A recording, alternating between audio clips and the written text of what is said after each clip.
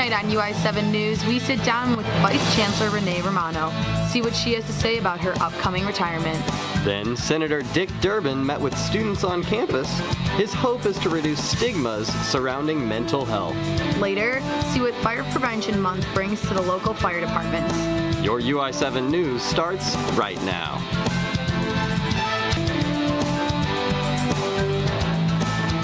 From the Richmond Journalism Teaching Studio at the University of Illinois campus, UI7 News, your U of I news source.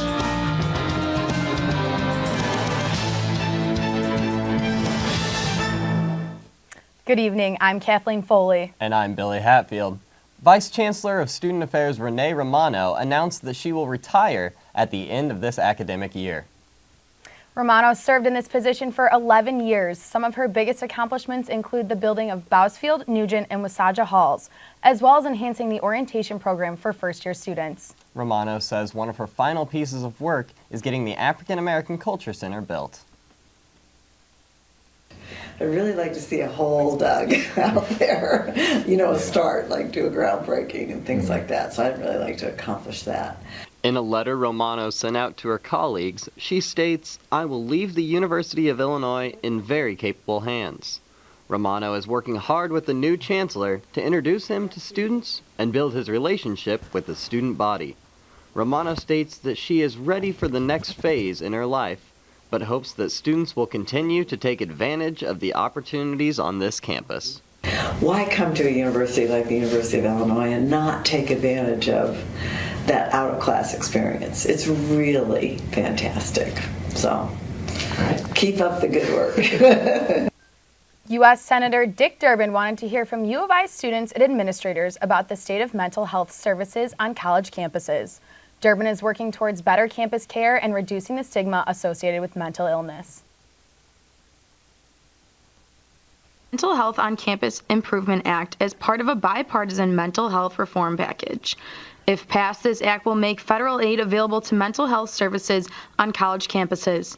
It is aimed at increasing awareness, student outreach, and direct counseling services. Senator Dick Durbin joined a panel of University of Illinois students and faculty to discuss mental health at UIUC and on college campuses across the country. In many cases, we're keeping people alive. That's how desperate it seems at times. An American College Health Association survey from 2015 found that 57% of students felt overwhelming anxiety, 37% reported depression so bad it was difficult to function, and 48% felt hopeless. Dr. Carla McCowan says that emergency appointments have skyrocketed, 175% increase over the last 5 years. Not only have we experienced increased demand for services at an alarming rate, but also there's been a severe and dramatic increase in the severity of concerns that those students have presented with. Despite the increase in students seeking help, there are limited resources available, specifically with counselors. In order to receive accreditation for mental health services, a university must have a ratio of 1 counselor to every 1,000 students. Currently, UIUC is working on filling positions to satisfy a ratio of 1 counselor to every 1,500 students. We do everything that we can on our end, but there's only so much you can do when the need is so great and the resources are so limited.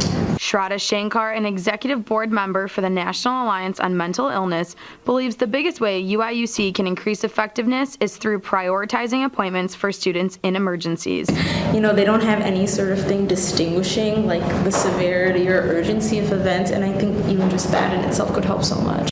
In an informal survey of universities in Illinois, Senator Durbin found that there needs to be change across the board. And it turns out some schools offer nothing, and many schools offer some services, but not nearly what's needed. Students at universities throughout the country know all too well that higher education and mental illness go hand in hand. So when you talk about anxiety and depression, some of it is built into this experience, isn't it? In Urbana, Kathleen Foley, UI7 News. University of Illinois students will gather tomorrow night at the Illini Union to watch the third and final presidential debate.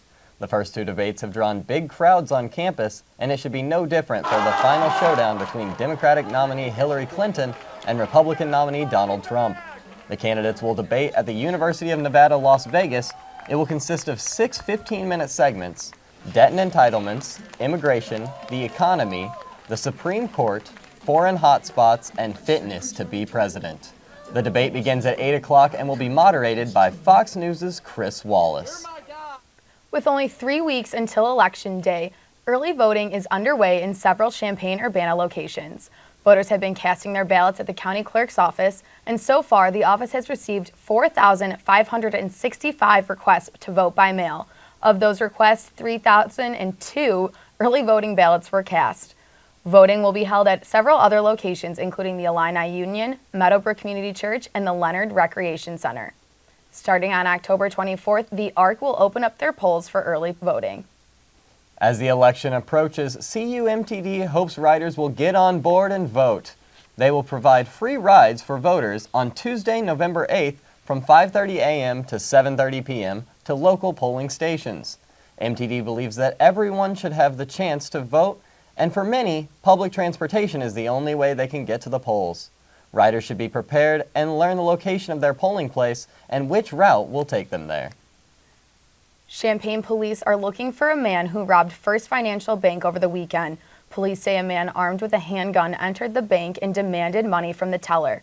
After receiving cash, the suspect fled the bank. These photos of the suspect were released by the Champaign Police Department. Investigators asked for help locating the suspect. He is described as a black man about 6'3", 240 pounds. He was last seen wearing blue jeans, a white shirt, white hat, and sunglasses. If you have any information, contact Crime Stoppers with an anonymous tip. You can call 217-373-8477, go to www.373tips.com, or text CCTIP with any crime information to 274-637. Police are also looking for help identifying suspects of the fatal shooting on the U of I campus. Officers are still trying to identify 3 people at the scene on Green Street. The 3 remaining suspects are pictured here. The Champaign Police Department is asking any witnesses who recognize the individuals to come forward with any information. Arrest warrants have been issued for 2 more suspects. The first, 20-year-old Jeffrey Alexander Jordan, and the second suspect is 18-year-old Novell Booker. If anyone has tips or leads on these suspects, please call Champaign Police Investigations Division at 217-351-4545. A new cannabis dispensary is opening next week in Urbana. NewMed's Chief Operating Office says this is an exciting time for them to open their doors. The second CU cannabis dispensary, NewMed, plans to open at 11 a.m. on October 25th. The owners are offering tours of the new facility to the public this Wednesday and Thursday. The previews will offer more information about their product offerings and are a one-time opportunity to see the facility. As soon as the dispensary opens for business, it will be closed to everyone except for patients, caregivers, and employees. NewMed will be the second and final dispensary permitted to open in State Police District 10. There are 38 medical conditions that would allow patients to use marijuana. Some include cancer, glaucoma, HIV and AIDS, Parkinson's disease, and Crohn's disease. It's still warm outside today, but more gloomy than it was yesterday. The weather may be about to change. Let's go live to Urbana, where UI7's Elise Kozel is standing by with a look at your Fastcast. It's been rather windy lately, but no complaints from me as I have been loving the warm 77 degrees here in Champaign. Feels more like summer than it does fall, but will that warm weather stick around? Let's take a look at tonight's Fastcast. Tonight is looking like it's going to be 54 degrees, with partly cloudy with winds coming in from the north at 6 miles an hour. There is a slight chance of rain this evening, but nothing we can't handle. It's looking like it's going to be a comfortable evening. I'll be back later with your full forecast for the rest of the week. People with disabilities often look for new ways to meet the challenges they face. Up next, a special woman is showing others what it means to live with a disability. Then, Fire Safety Month is in full swing. See how a new firefighter gets started with some new equipment. Those with disabilities are often forced to find new methods to lead their daily lives. UI7's Nina Flores reports on a young woman who does not let her disability define her. Disability Resource Expo took off this weekend in Champaign, bringing in hundreds of businesses and organizations. It also provided a young woman with a disability a chance to share her story and her artwork. If you have any questions, my prize winners are here to receive. So again, thank you for being The 10th Annual Disability Resource Expo brought over 95 vendors to Champaign-Urbana this weekend. The expo provides services and sells products that enhance the lives of individuals with disabilities and their families and friends. One of this year's vendors is 22-year-old Victoria Kramer. This is Kramer's first time attending the Disability Resource Expo. Kramer has autism, but she does not let that stop her from doing what she loves. This year, she is displaying and selling her artwork. Sold 3 pieces already, and it's really interesting to get to meet people and understand their story and why they're here. The Disability Resource Expo welcomes everyone of all ages and walks of life to share their stories and showcase their talents. Like many at the expo, Kramer is sharing her story with those who attend in hopes of inspiring others with disabilities to reach their dreams. The expo's assistant coordinator, Jim Mayer, says this event is really important in not only helping people with disabilities, but educating many in the community. It's just for the general public to come out and learn about disability issues. You know, by seeing the entertainment, by seeing the information, it really kind of just features people with disabilities among us. So. Kramer says she will continue to come back to the expo, and her piece of advice for anyone who wants to come is, most of these people just, they might not even buy anything. They just want to hear your story. In Champaign, I'm Nina Flores, UI7 News. October is Fire Prevention Month, and the Champaign Fire Department is looking forward to some upgrades. I was able to meet some firefighters this morning to learn about many upcoming additions. I wanted to be a firefighter since I was knee-high to a grasshopper.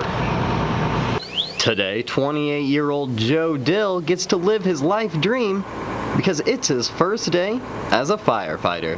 I like helping people, and it's the greatest job in the world. I mean, you get that every day is a little bit different, and you get that touch of danger every once in a while. Having just finished an intensive 6-week training program, Dill is eager to fight his first fire. However, he will first have to learn how to work with some new equipment. The new guy figured it out.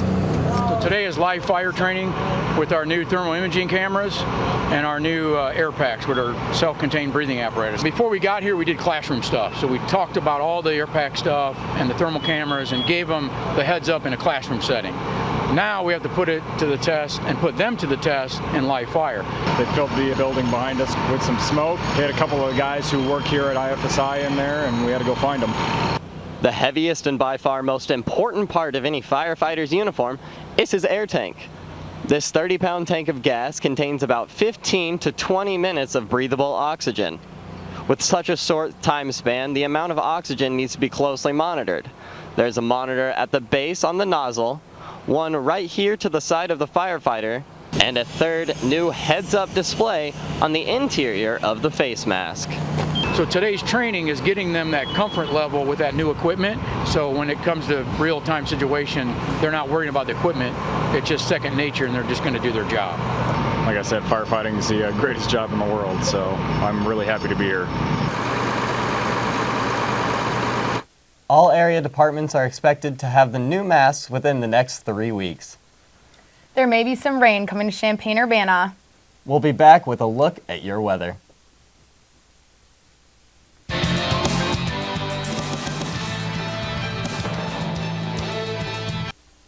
This unseasonably warm October weather might be coming to an end. That's right. Yesterday we were within 1 degree of our record high. Now let's check in with UI7's Elise Kozel to find out what's in the forecast. As I said earlier, I am loving this warm October weather, even if it is rather uncharacteristic for Illinois. Taking a look at the national temperatures, we can see that it's 71 degrees in Boston, 77 in New York, and a perfect 82 degrees in Miami. Over on the West Coast, 57 degrees in Seattle and 76 degrees in Los Angeles, where the Cubs will be playing the Dodgers tonight in Game 3.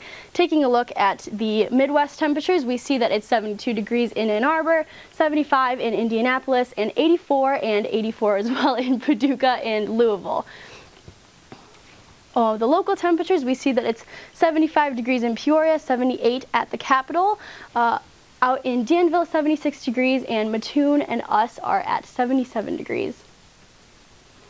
Tonight's forecast is going to be partly cloudy skies with a low of 54, winds coming in from the north at 6 miles an hour. Into tomorrow, some scattered thunderstorms, maybe some showers with a high of 75 degrees and winds coming in from the northeast at 7 miles an hour. Taking a look at the 5-day forecast, it's going to be a low of 55 tomorrow night with that high of 75. Thursday it's going to be sunny and partly cloudy with a high of 62 and a low of 41, possibly some showers in the evening.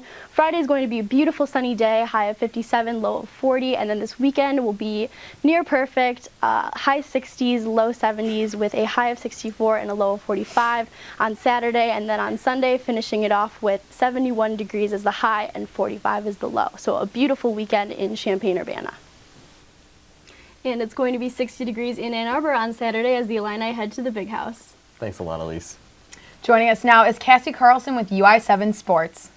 Thanks, guys. Tonight on UI7 Sports, it's more than a game for the women's club soccer team. Plus, Fighting Illini football looks to build on its first Big Ten win.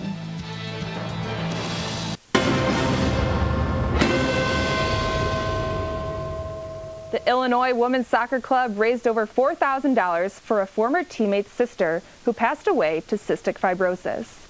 The game for Julie D'Agostino is a reminder that sports aren't just about competing, but can act as an outlet to make a difference. Simply hearing the name Julie causes Mario D'Agostino to fight for words. My Julie was always upbeat. His daughter Julie lost her battle to cystic fibrosis in August 2015, which is what brought the Illini Women's Club soccer team to put on the Julie D. Memorial Game. Julie's twin sister, Natalie D'Agostino, was on the team when her sister passed. She says her teammates were everything she needed at that time. They were the perfect amount of support, but also knew when I just needed my moments. The team wore pink in honor of Julie's favorite color. On the back, an adjective that Mario D'Agostino believes describes her most. The D'Agostinos attest to how their warrior princess touched so many lives. They say this annual event put on by the club soccer team is just one way to prove that. People came from all over, from back home, from campus that didn't know her. And if that's a testament at all to the kind of girl she was. Mario D'Agostino says that there have been advances in finding a cure for cystic fibrosis, and he does foresee a longer life expectancy in the future. However, he adds that that still doesn't take away the pain of losing his own daughter. There's nothing worse. I would take the pain, I would take her position if I could. Natalie D'Agostino says she takes pride in knowing she is now her twin sister's torch. I'm so lucky to be the person on this earth that can live for her. So when people look at me, they see Julie. The D'Agostinos say they can't share Julie's memories without events like this. In Champaign, Cassie Carlson, UI7 News. The Illini women's soccer team is back at home after being away for 2 games. And after struggling the first half of the season, they are now finding a way to win. The team has gone 3-1 since getting their first conference win against Michigan 2 weeks ago. They beat Iowa this weekend 2-1 in regulation. Junior Cara Marbury got her 3rd goal of the season, and senior Taylor Peterson got her 2nd. Saturday, the team is back at home to take on Wisconsin, who is 4-2-3 in conference play. Both teams are coming off wins. The volleyball team will also be supporting a cause at their home game against Purdue on Saturday. The team will break out their pink jerseys for breast cancer awareness. But first, they must take on Indiana Friday. The volleyball team is entering the second half of their 4-game homestand with a 2-0 record. The Illini most recently swept Northwestern. Sophomore Jordan Poulter was named Big Ten Setter of the Week, and junior Brandy Donnelly was named Big Ten Defensive Player of the Week. Since moving to 6-2 in Big Ten play, the Fighting Illini jumped up 2 spots in the NCAA rankings to number 22. Even though they are on a 2-game win streak, sophomore Jordan Poulter says they can't look past their next opponents. They are a very large, very physical team. So are we, but they have some good-sized girls on their pins and in the middle, so it makes them really fun to play, but also really difficult. They will take on Indiana Friday and number 24 Purdue on Saturday. On this day, 92 years ago, Memorial Stadium was dedicated. Illinois beat Michigan in that game 39-14 thanks to one of the greatest performances in Illinois football history. Red Grange scored 6 touchdowns, gaining 402 yards and throwing 6 passes for 64 yards. It's the game that earned him the nickname, quote, the galloping ghost of the gridiron. The Illini football team is hoping that they'll beat Michigan again this year, as this week they head to Ann Arbor to take on number 3 Michigan Wolverines. The Illini won their first conference game last week against Rutgers, and they were victorious in Piscataway, coming away with a 24-7 win. Second-string quarterback Chase Crouch got the start and had 92 passing yards and 1 touchdown. The redshirt freshman defensive back Patrick Nelson has been recognized for his first sack of his career and 10 solo tackles by being named Big Ten Freshman of the Week. Nelson was put into the starting lineup 3 games ago and will look to get the start this Saturday at the Big House up in Ann Arbor. Head coach Lovie Smith says he's impressed with his play.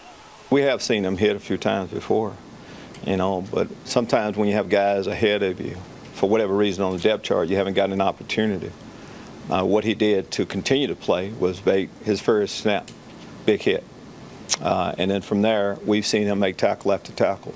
We're not there yet, and he still needs to improve his play. The game against Michigan is the first time 2 former Super Bowl coaches will face off in college ball. Vegas has Illinois listed as a 35-point underdog.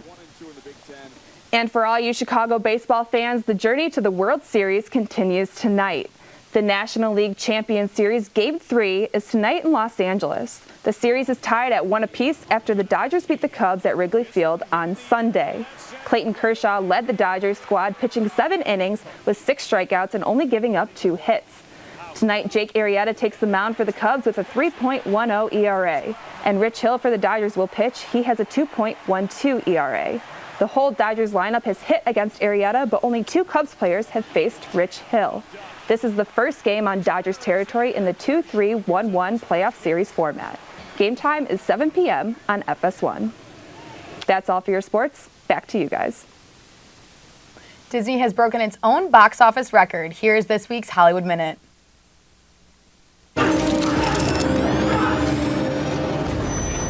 Disney rules the movie world.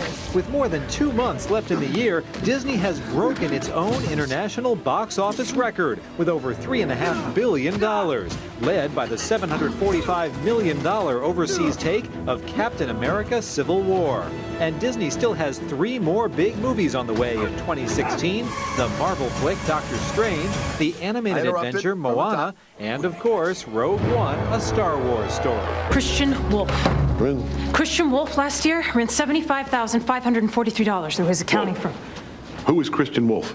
The accountant. She's tracking Ben Affleck in The Accountant, but in most of her scenes, Cynthia Dye Robinson is one-on-one with Oscar winner J.K. Simmons, who Dye Robinson calls an incredibly generous actor. This is what I always hoped movie making would be like. This is what I hoped acting in a film would be like, so it was incredibly rewarding. In Hollywood, I'm David Daniel.